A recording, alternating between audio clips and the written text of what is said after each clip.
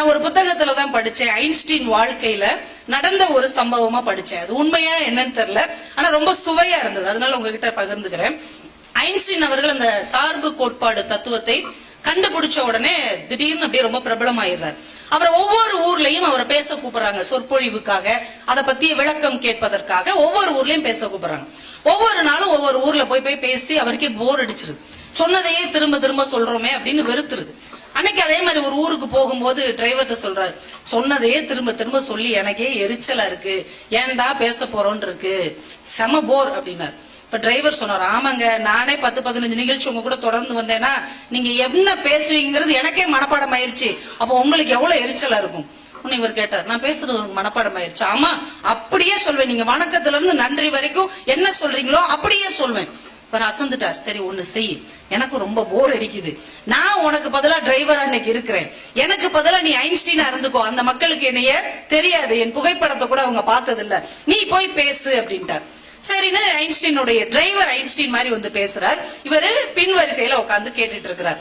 பயங்கரமா பேசுறார். ஐன்ஸ்டீனே மிரண்டார், நம்மளை விட ரொம்ப சிறப்பா இதை பத்தி பேசுறானே ஆச்சரியப்பட்டு இருக்கிறார். பேசி முடிச்ச உடனே சந்தேகம் கேட்பாங்கல்ல, ஒவ்வொருத்தங்க எளிதான கேள்விக்குள்ள ஒரு பதில் சொல்லிட்டார். திடீர்னு ஒருத்தர் எந்திரிச்சு கடினமான ஒரு கேள்வியை கேட்டார். இவருக்கு அப்படியே பக்குன்னு ஆயிருச்சு. ஐன்ஸ்டீனுக்கு அதை விட பதட்டம் ஆயிருச்சு. அச்சோ, இப்படி மாட்டிக்கிட்டாரே, உண்மையை சொன்னா நம்மளெல்லாம் எவ்வளவு தப்பா அந்த ஊர்க்காரங்க நினைப்பாங்கன்னு அப்படியே பதட்டமா இருக்கிறார். இந்த கடினமான கேள்வியை கேட்டவரை பார்த்து டிரைவர் சொல்றார், இன்னொரு தடவை கேளுங்க அப்படின்னு. இன்னொரு தடவை கேட்கிறார். இதெல்லாம் ஒரு கேள்வின்னு என்கிட்ட கேக்குறீங்க பாருங்க, இதுக்கு பதில் என் டிரைவரே சொல்லுவார், எப்ப வாப்பா வந்து சொல்லு. அவர் கடகடன்னு சொல்லிட்டு போயிட்டார். அந்த சூழ்நிலையை சமாளிப்பதற்கு தேவையான அறிவு இருந்தாலே வாழ்க்கையின் எல்லா தடைகளையும் நம்மால் உடைத்து விட்டு போக முடியும். மேல மேல மேல ஒன்னு அடுக்கிக்கிட்டே போனோம் அப்படின்னா அந்த நேரத்தில் எதையுமே நம்மளால கவனிக்க முடியாது என்பதை நாம புரிந்து கொள்ளணும். நீங்க உலகத்தின் மிகச்சிறந்த கண்டுபிடிப்பு எல்லாம் கூட பாத்தீங்கன்னா கடினமான சூழ்நிலையில் கண்டுபிடிக்கப்பட்டதுதான். கிபி 1770 இங்கிலாந்துல ஒரு கலவரம் வந்தது. நிறைய இளைஞர்கள் அந்த கலவரத்துல மாட்டி சிறைக்கு போறாங்க. அப்படி ஜெயிலுக்கு போன ஒருத்தருக்கு பேரு வில்லியம் ஆடிஸ் அப்படின்னு பேரு. அவர் சிறைச்சாலையில இருக்கிறார். அங்க அப்ப எல்லாம் எப்ப 17ஆம் நூற்றாண்டுல பல்லு விளக்குறதுக்கு உப்பு கரியும் ஒரு துணியும் தருவாங்களாம். அப்ப எல்லாம் பிரஷ் எல்லாம் கிடையாது இல்லையா, இவர் அதை வச்சுதான் எல்லாரும் பல் தேய்ப்பாங்க போல. ஒரு நாள் ஒரு அசைவ சாப்பாடு அங்க போட்டிருக்கிறாங்க சிறையில. அந்த எலும்பை இவர் எடுத்து கடிச்சுக்கிட்டே இருந்திருக்கிறாரு பொழுது போகாம. அந்த எலும்பை கடிச்சுக்கிட்டே இருக்கும்போது இந்த நுனியில சின்ன சின்ன பல்லு பட்டு ஓட்டையா ஆயிடுச்சு. இவர் என்ன பண்ணிருக்கிறார், இவங்களுக்கு போர்த்திக்கிறதுக்கு விலங்குடைய அந்த ரோமத்தால ஆன கம்பளி கொடுத்திருப்பாங்க. அதுல இருந்து ஒரு 4-5 கம்பளிய முரட்டா இருக்கிறத அந்த ரோமத்தை பிடுங்கி இந்த ஓட்டையில வச்சு செருகி பல்ல தேய்ச்சி பார்த்திருக்கிறார். அவ்வளவு பளிச்சுன்னு இருக்குது. ஜெயில இருந்து வெளியில வந்த உடனே அவர் கண்டுபிடித்ததுதான் நாம பல் தேய்க்கிற டூத் பிரஷ். விஸ்டம் டூத் பிரஷ்ங்கிறதா உலகத்தின் முதலில் கண்டுபிடிக்கப்பட்ட அந்த பிரஷ் கம்பெனி. இன்னைக்கு வரைக்கும் அது ரொம்ப வெற்றிகரமாக ஓடிக்கொண்டிருக்கிறது. ஒரு கடினமான சூழ்நிலையில் ஒரு மனிதன் அந்த சூழலை கையாள பழகி கொண்டாம் என்றால் வாழ்க்கையில் வெற்றி பெற முடியும் என்று நிறைய பேருடைய வாழ்க்கை வரலாறு நமக்கு கற்றுக் கொடுக்கிறது. இதெல்லாம் புத்தகங்களை பார்க்கும் போதுதான் ஆச்சரியமா இருக்கு. டெய்லி பல் தேய்க்கிறோம், ஆனா இது எப்படி வந்துச்சுங்கிறது அப்புறம் தான் தெரியுது. அதே மாதிரி 19ஆம் நூற்றாண்டுல வால்டர் ஹண்டர் அப்படிங்கிறவரு அமெரிக்கால சின்ன சின்ன தொழில் எல்லாம் செஞ்சு எல்லாம் நஷ்டமாயிடுச்சு. எல்லாத்தையும் கடன் வாங்கிட்டார். கடனை திருப்பி கொடுக்க முடியாம இவர் மேல வழக்கு போட்டு ஜெயில தூக்கி போட்டாங்க. ஜெயிலுக்குள்ள உட்காந்து என்னடா செய்ய அப்படின்னு நொந்து போய் உட்கார்ந்து இருக்கும் போது ஒரு சின்ன கம்பி கிடந்திருக்கு. இந்த கம்பி நம்ம சும்மா தானே உட்காந்துருக்கோம், அப்போ ஒரு மொபைல் கிடையாது, ஒண்ணும் கிடையாது. இப்ப எல்லாம் நிறைய ஜெயில இருக்கிறவங்களுக்கு எல்லா வசதியும் இருக்குது போல. அந்த கம்பியை இப்படி சுத்தி சுத்தி வளைச்சு இஷ்டத்துக்கு வளைச்சு பார்த்துட்டே இருக்கிறார். திடீர்னு ஒரு நேரத்துல அந்த கம்பியை அவரால் லாக் பண்ண முடிஞ்சிருச்சு. சிறையில இருந்து வெளியில வந்த உடனே அவர் கண்டுபிடிச்சதுதான் நம்ம இன்னைக்கு பெண்கள் பயன்படுத்துற சேஃப்டி பின். ஒரு சாதாரணமா ஒரு விளையாட்டு போக்குல கண்டுபிடிக்கப்பட்ட விஷயம் இன்னைக்கு நமக்கு எவ்வளவு முக்கியத்துவம் வாய்ந்ததாக இருக்கிறது. சேஃப்டி பின் இல்லைன்னா நம்ம நிலைமை எப்படி இருக்கும்? அப்ப ஏதோ ஒரு கடினமான சூழலிலும் கூட ஒரு புதிய கண்டுபிடிப்பை உருவாக்க முடியும் என்றால் மனதில் இருக்கிற தடையை என்றைக்கு நாம் உடைக்கிறோமோ அன்றைக்கு வெற்றியை நோக்கி நாம் நடை போட ஆரம்பித்து விட்டோம் என்பதுதான் ஒரு பெரிய ஆச்சரியம். இன்னைக்கு நான் உங்களுக்கு ஒரு அழகான யோசனை சொல்றேன். எந்த செயலையும் செஞ்ச 2 விளைவு தான். ஒண்ணு வெற்றி, இன்னொன்னு தோல்வி. ரெண்டையுமே சமமா எதிர்பார்த்துருங்க. வெற்றி கிடைக்கும், இல்லைன்னா தோல்வி கிடைக்கும். வெற்றி என்பது பெற்றுக் கொள்வதற்கு, தோல்வி என்பது கற்றுக்கொள்வதற்கு. இந்த முடிவோடு எந்த செயலையும் செய்ய தொடங்கிவிட்டால் எந்த தடையும் நம்ம மனசுக்குள்ள இருக்காது. முதலில் இந்த மனத்தடையிலிருந்து நம்ம வெளியே வரணும். தோல்வி என்பது துணிவை கொடுக்கும், வெற்றி என்பது பணிவை கொடுக்கும். இந்த பக்குவத்தை வளர்த்து கொண்டோம் என்றால் வாழ்க்கையில எந்த பிரச்சனையும் இருக்காது. நாங்க நிறைய பள்ளிக்கூடங்களில் கல்லூரிகளில் எல்லாம் பேச்சு போட்டிக்கு எங்களை நடுவராக கூப்பிடுவாங்க. விஜய் தொலைக்காட்சியில உள்ள தமிழ் பேச்சு உயிர் மூச்சுல பர்வீன் மேடம் மாதிரி ரொம்ப பெரிய பேச்சாளர்களை கூப்பிடுவாங்க. அடுத்த நிலையில இருக்கிற எங்களை இந்த மாதிரி பள்ளிக்கூடத்து பேச்சு போட்டிக்கு நடுவராக கூப்பிடுவாங்க. ஒரு 100 பிள்ளைங்க கலந்துக்குவாங்க. எத்தனை பேருக்கு பரிசு கொடுக்க முடியும்? முதல் பரிசு, 2ஆம் பரிசு, 3ஆம் பரிசு, இவ்வளவுதானங்க கொடுக்க முடியும். 100 பிள்ளைகள் பேசுவாங்க. 3 பேருக்கு பரிசு கொடுத்துருவோம். மீதி 97 பெற்றோர்களும் இப்படியே நிப்பாங்க. உருட்டு கட்ட சைக்கிள் செயின் மட்டும்தான் கையில இருக்காது. நம்ம இப்படி வெளியே வரும்போது என் பிள்ளைகிட்ட என்ன குறை கண்டீங்க, என் பிள்ளை என்ன தப்பா பேசினா, அவன் நல்லா பேசலையா, அவனுக்கு வார்த்தை இப்படி பேசுவாங்க. நமக்கு அப்படி பதட்டமா இருக்கும். ஏமா 3 பேருக்கு தாமா பரிசு கிடைக்கணும், உங்க பிள்ளைய விட அந்த பிள்ளை அதெல்லாம் கிடையாது. என் பிள்ளை மனசு வாடி போச்சு, அது ஃபீல் பண்ணுதே, அது ஏமாற்றம் அடைஞ்சிருச்சு, அது நாளைக்கு சாப்பிடாதே, நாளைக்கு தூங்காதே, ஏதோ ஒரு உலகத்திலேயே ஒரு அந்த பையன் தான் தோத்துட்டாங்கிற மாதிரி நம்ம முன்னாடி ஒரு பெரிய பிரச்சனையை வைப்பார்கள். நான் எல்லா பெற்றோர்களுக்கும் இந்த வாய்ப்பின் மூலமாக ஒன்றை சொல்லுகிறேன். பிள்ளைகளிடம் எந்த போட்டியில் கலந்து கொண்டாலும் பரிசு பெறுவதற்காக சேர்க்காதீர்கள், பங்கு பெறுவதற்காக சேருங்கள். பரிசு பெறுவதை விட பங்கு பெறுவதுதான் முக்கியம். 1000 பிள்ளைகள் இருக்கிற இடத்தில் 100 பிள்ளைகள் தானே போட்டியில சேர்றாங்க. அப்ப 900 பேரை ஜெயித்து விட்டு தான் நீ அந்த மேடைக்கு செல்லுகிறாய் என்று அந்த பிள்ளைகளுக்கு உற்சாகத்தை கொடுங்கள். வெற்றியையும் தோல்வியையும் சமமாக பார்ப்பதற்கான ஒரு பக்குவத்தை நாம் நம் பிள்ளைகளுக்கு கற்றுக் கொடுக்க வேண்டும். எதற்கெடுத்தாலும் வெற்றி வெற்றி வெற்றி ஏதோ ஒரு பாதையில் அவர்களை நாம துரத்தி கொண்டே இருக்கிறோம். வாழ்க்கை என்பது வெற்றிக்கும் தோல்விக்குமா இடையிலான போட்டி அல்ல. வாழ்க்கை என்பது ஒரு அழகான பயணம். அதுல வெற்றி சில நேரம் கிடைக்கும், தோல்வி ஒரு நேரம் கிடைக்கும். எப்படி நம்முடைய பயணத்தை முழுமை செய்கிறோம், நிறைவு செய்கிறோம் என்பதுதான் முக்கியமே தவிர வெற்றி தோல்வி என்பது வெறும் வார்த்தை தான். அதை நாம புரிந்து கொண்டோம் என்றாலே இந்த வாழ்க்கையில எல்லா தடைகளையும் நாம் உடைத்து விடலாம். 1968ல கிழக்கு ஆப்பிரிக்கால இருக்கிற ஒரு சின்ன நாடு தான்சேனியா. இந்த தான்சேனியால இருந்து 4 தடகள வீரர்களை மெக்சிகோல நடக்கிற ஒரு ஒலிம்பிக் போட்டியில கலந்துக்கிறதுக்கு அந்த நாடு அனுப்பி வைக்கிறாங்க. 4 வீரர்கள் வர்றாங்க. ஒருத்தராவது தங்கப்பதக்கம் எப்படியாவது வாங்கிடணும்பான்னு பயங்கரமான பயிற்சி எல்லாம் எடுத்து அனுப்பி வைக்கிறாங்க. இந்த 4 பேரும் ஆளுக்கு ஒவ்வொரு போட்டியில கலந்துக்கிறாங்க. 3 போட்டியும் முடிஞ்சிருச்சு.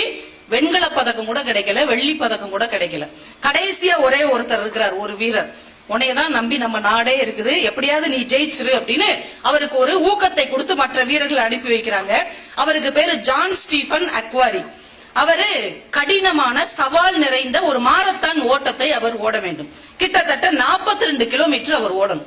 கரடு முரடா இருக்கும், அந்த பாதை பயங்கரமா இருக்கும். அதுல ஓடியும் நடந்தும் தான் அவர் ஜெயிக்க முடியும். அவர் கிளம்பி ஓடி கொஞ்ச நேரத்திலேயே கால் தடுக்கி கீழே விழுந்துடுறாரு. கால் சுளுக்கிறது. அதுக்கு மேல அவரால் ஓட முடியல. ஆனாலும் அதை தாக்கு பிடிச்சுக்கிட்டு எப்படியாவது நம்ம நாடு ஒரு இடத்தை பிடிச்சிடணும்னு ஓடுறாரு. ஓட ஓட முதுகுல சுளுக்கு பிடிச்சிருது. கால் அப்படியே தட்டி தட்டி வெட்டுப்பட்டு ரத்தம் வருகிறது. ஒரு கட்டத்துல 30 கிலோமீட்டர் தாண்ட நேரத்துல கீழே விழுந்துட்டார்.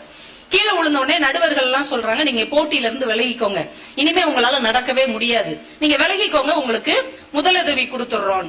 இல்ல நீங்க முதலுதவி கொடுங்க, மத்ததை நான் பாத்துக்கிறேன் அப்படிங்கிறார். முதலுதவி கொடுத்த உடனே எந்திரிச்சு மெதுவா ஓடி மெதுவா நடந்து போட்டி முடிஞ்சு 1 மணி நேரம் கழிச்சு அவர் அந்த எல்லை கோட்டை தொட்டு அப்படியே சுருண்டு கீழே விழுந்துடுறார். பார்த்து கொண்டிருந்த பார்வையாளர்கள் எந்திரிச்சு நின்று கை தட்டுறாங்க. என்னையா போட்டியே முடிஞ்சு போச்சு, 1 மணி நேரம் ஆச்சு, கடைசியா ஒருத்தன் எல்லை கோட்டை தொட்டு விட்டு விழுகிறானே அப்படின்னு ஆச்சரியமாக பார்க்கிறார்கள். அந்த வீரனை எழுப்பி கேட்கிறார்கள், நீங்கள் தான் தோற்று போய்விட்டீர்களே, தோற்று போன நீங்கள் ஏன் இந்த ஆட்டத்தை முழுமை செய்ய வேண்டும்? நீங்கள் தோற்றதை ஒத்துக்கொண்டு வெளியேறி இருக்கலாம் இல்லையா, உங்களுக்கும் உடம்பு நல்லா இருந்திருக்கும்ல. அதற்கு அந்த வீரன் பதில் சொன்னான், என்னுடைய தேசம் இந்த இடத்தில் இந்த போட்டியை தொடங்கி வைப்பதற்காக அனுப்பவில்லை, முடித்து வைப்பதற்காக தான் அனுப்பி இருக்கிறது. நான் தோற்றாலும் பரவாயில்லை, என்னுடைய ஆட்டத்தை நிறைவு செய்தேன் என்கின்ற திருப்தி என் தேசத்துக்கு கிடைக்கும் இல்லையா, அதற்காக நான் கடைசி வரைக்கும் ஓடினேன். சில பேர் வேகமா ஓடிடுவாங்க, சில பேர் கொஞ்சம் பரவாயில்லாம ஓடுவாங்க, சில பேரால நடக்கத்தான் முடியும் என்றாலும் பரவாயில்லை, நடந்தாவது நம் எல்லையை கடந்தோம் என்கின்ற நிம்மதியும் திருப்தியும் தான் வாழ்க்கையை மகிழ்ச்சியாக வைத்திருக்குமே தவிர அவரோட இவர் இவரோட இவருன்னு ஒப்பிட்டு பார்த்து கொண்டிருந்தால் இந்த வாழ்க்கையை நான் நிம்மதியாக வாழ முடியாது என்பதை நாம புரிந்து கொள்ள வேண்டும். நம்ம மனசுக்குள்ள ஒன்னு செட் பண்ணி வச்சிருக்கிறோம். என்ன அப்படின்னா, வெற்றி அப்படிங்கிறதுக்கு என்ன தெரியுமா அடையாளம்?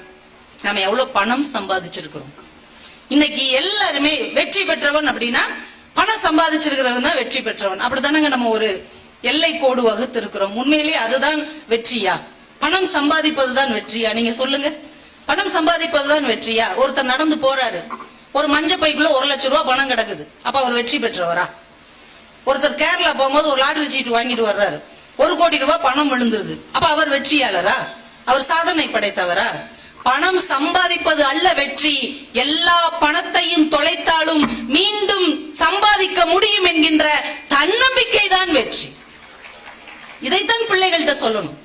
எவ்வளவு அடைந்தோம் என்பதல்ல, எவ்வளவு இழந்தாலும் என்னால் மீட்க முடியும் என்கின்ற மன உறுதி இருக்கிறது இல்லையா, அதுதான் வெற்றி என்பதை பிள்ளைகளுக்கு நாம் சொல்லி தரணும். இன்னைக்கு எல்லாமே எளிதா கிடைச்சிடணும், நம்ம ஆளுகளுக்கு எல்லாமே ஈஸியா கிடைச்சிடணும், அதே நேரம் ஓசியா கிடைச்சிடணும். அப்படி இருந்தா வாழ்க்கைய சந்தோஷமா கொண்டு போனோம் அப்படின்னு நினைக்கிறாங்க. முல்லா ஒரு முறை என்ன பண்ணி இருக்கிறாரு, மக்கள் கூடுகிற சந்தையில ஒரு திண்டு மேல ஏறி நின்னுகிட்டார். எந்த வேலையும் செய்யாம, எந்த உழைப்பும் இல்லாம, எந்த சிந்தனையும் இல்லாம, பணக்காரன் ஆகணும்னு ஆசைப்படுறவங்க எல்லாம் முன்னாடி வாங்க அப்படின்னாரு. சந்தையில உள்ள எல்லாரும் போய் நின்னுட்டாங்க. இப்படியே எல்லாரும் எண்ணி பார்த்துட்டு ரொம்ப நன்றி வணக்கம் அப்படின்னு இறங்கிட்டார். எல்லாரும் அவர்கிட்ட கேட்டாங்க, ஏங்க உழைக்காம கஷ்டப்படாம பணக்காரங்கள் ஆகலாம், அதுக்கு ஐடியா சொல்றேன்னு சொல்லிட்டு படக்குன்னு இறங்கி போறீங்க, சொல்லுங்க அப்படின்னு எல்லாரும் கேட்டாங்க. அவர் சிரிச்சுக்கிட்டே சொன்னார், இந்த ஊரில் எத்தனை முட்டாள்கள் இருக்கிறார்கள் என்பதை தெரிந்து கொள்வதற்காக ஆசைப்பட்டேன், தெரிந்து கொண்டேன், நன்றி. உலகத்துல உழைக்காம கஷ்டப்படாம சிந்திக்காம ஒரு வெற்றி கிடைக்கும் என்று நம்புவது மிகப்பெரிய முட்டாள்தனம் என்பதை நாம் உணர்ந்து கொள்ள வேண்டும். ஒருத்தங்க ஜெயிச்சிருக்கிறாங்க, வாழ்க்கையில் முன்னேறி இருக்கிறார்கள் என்றால் அதற்கு பின்னால் கடினமான உழைப்பு இருக்கிறது, முயற்சி இருக்கிறது, விடாத தொடர்ச்சி இருக்கிறது என்பதை நாம் புரிந்து கொள்ள வேண்டும். அப்பதான் அந்த இடத்தை நோக்கி நம்மால் செல்ல முடியும், வாழ்க்கையில வெல்ல முடியும். பாரதியாருக்கு கூட இந்த மாதிரி ஒரு குணம் உண்டு. கடையத்துல இருக்கும்போது என்ன பண்ணி இருக்கிறாரு, இந்த முரசு அடிச்சுதான் கிராமத்துல எல்லாம், இன்னைக்கு நிறைய கிராமத்துல ஒரு அறிவிப்பு செய்யணும்னா முரசு அடிச்சுட்டு ஒருத்தர் வருவார். அவர் கையில கொஞ்சம் காசை கொடுத்து, நான் சொன்னேன் ஊர் முழுக்க முரசடி, சாகாமல் இருப்பது எப்படி அப்படின்னு பாரதி உபதேசிக்க போறான் அப்படின்னு எல்லாருக்கும் போய் சொல்லு அப்படின்ட்டார். அந்த முரசு அடிக்கிறவன் டிங் டிங் டிங் எல்லாருக்கும் போய், ஊர் மக்கள் எல்லாம் கவனிங்க, சாகாமல் இருப்பது எப்படின்னு பாரதி உபதேசம் செய்ய போறான், எல்லாரும் சாயங்காலம் 5 மணிக்கு வாங்கன்றான். ஊர்க்காரங்க எல்லாம் வந்துட்டாங்க. என்ன இருந்தாலும் ஒரு கவிஞன், கொஞ்சம் கிறுக்கை மாதிரி நடந்துகிட்டாலும் நம்ம ஒரு பெரிய ஆள் தான், ஏதாவது சொல்லுவோம் அப்படின்னு நினைச்சு எல்லாம் ஒரு வாசலுக்கு முன்னாடி வந்து நிக்கிறாங்க. திண்ண மேல ஏறி நின்று பாரதியார் சொல்லுகிறார், சாகாமல் இருப்பது எப்படி என்பதை தெரிந்து கொள்ள வந்திருக்கிறீர்களா? ஆமா பாரதி, ஆமா ஆமா. சாகாமல் இருக்க வேண்டும் என்றால், நீங்கள் சாகாமல் இருக்க வேண்டும் என்றால் நீங்கள் முதலில் உயிரோடு இருக்க வேண்டும். நீங்கள் எல்லாம் உயிரோடு இருக்கிறீர்களா? உயிரோடு இருப்பது என்றால் என்ன தெரியுமா? அடுத்தவனுக்கு கெடுதல் நினைக்காமல் இருக்க வேண்டும். நம்மால் முடிந்த அளவு அடுத்தவனுக்கு உதவி செய்ய வேண்டும், நல்ல சிந்தனையோடு இருக்க வேண்டும். இது எதுவுமே உங்களிடம் இல்லை, நீங்கள் என்றைக்கோ செத்து விட்டீர்கள், போய் வாருங்கள் அப்படின்ட்டான். இவன் பேச்ச கேட்டு வந்தோம் பாருங்க அப்படின்னு போயிருக்கிறாங்க. இப்ப வாழ்க்கையிலே நமக்கென்று ஒரு தனித்துவம் இருக்க வேண்டும், இந்த சமூகத்தை நேசிக்கிற ஒரு சிந்தனை இருக்க வேண்டும். அப்படிப்பட்ட வாழ்க்கை தாங்க வெற்றிகரமான ஒரு வாழ்க்கையாக இருக்க முடியும். நெப்போலியன் ஹில் அப்படின்னு ஒரு பெரிய தன்னம்பிக்கை எழுத்தாளர், இந்த மோட்டிவேஷன் புக்னு சொல்றாங்கல்ல, அவரோடது லட்சக்கணக்கில் விற்கக்கூடிய ஒரு ஆற்றல் படைத்த ஒரு எழுத்தாளர். அவர் ஒரே ஒரு பாயிண்ட் சொல்றாரு, நீங்கள் தோல்வி அடைவதற்கு எவ்வளவு சக்தியை செலவழிக்கிறீர்களோ, நம்ம தோத்து போறோம்ல சில விஷயங்கள்ல, நீங்கள் தோல்வி அடைவதற்கு எவ்வளவு சக்தியை செலவழிக்கிறீர்களோ அதில் பாதியை செலவழித்தாலே வெற்றி அடைந்து விடலாம் அப்படிங்கிறார். நம்ம நிறைய தோல்வியை பத்தியே சிந்திச்சுட்டே இருக்கிறதுனாலதான் தோத்து போயிடும். அந்த எண்ணத்தை மாற்றி வெற்றியை நோக்கி நம் சிந்தனையை திருப்பினால் பாதி அளவுக்கு நம்ம வேலை செஞ்சாலே வெற்றி பெற்று விடுவோம். அதுக்கு அவர் அழகா ஒரு குறியீடு வைக்கிறார். வெற்றி பெறுவதற்கு 13 பாயிண்ட் வைக்கிறார், தோல்வி அடைவதற்கு 31 பாயிண்ட் வைக்கிறார் அந்த புத்தகத்தில். அப்ப நம்ம தோக்கணும்னா 31 வேலை செஞ்சாதான் தோக்க முடியும். ஆனா ஜெயிக்கணும்னா 13 வேலை செய்தாலே ஜெயித்து விட முடியும் என்று அவர் தன்னுடைய புத்தகத்தில் தெரிவிக்கிறார். அப்ப நல்ல தேவையான அளவு புத்திசாலித்தனம் இருந்தாலே வாழ்க்கையில ஜெயிச்சிடலாம். நம்ம நினைக்கிறோம் நிறைய அறிவு இருந்தா தான் ஜெயிக்க முடியும். நிறைய அறிவு இருக்கிறவங்க ஜெயிக்கவே முடியாது. நம்ம ஊர்ல ஒரு பழமொழியே இருக்கு தெரியுமா, அதிகம் தெரிஞ்சவன் சந்தைக்கு போனா எந்த ஒரு பொருளையும் விற்கவும் மாட்டான், வாங்கவும் மாட்டான். அந்த அறிவே அவனுடைய வெற்றியை தடை செய்து விடும். ஒரு வேலையை செய்யறதுக்கு தேவையான அறிவு இருந்தா போதும், ஜெயிச்சிடலாம்.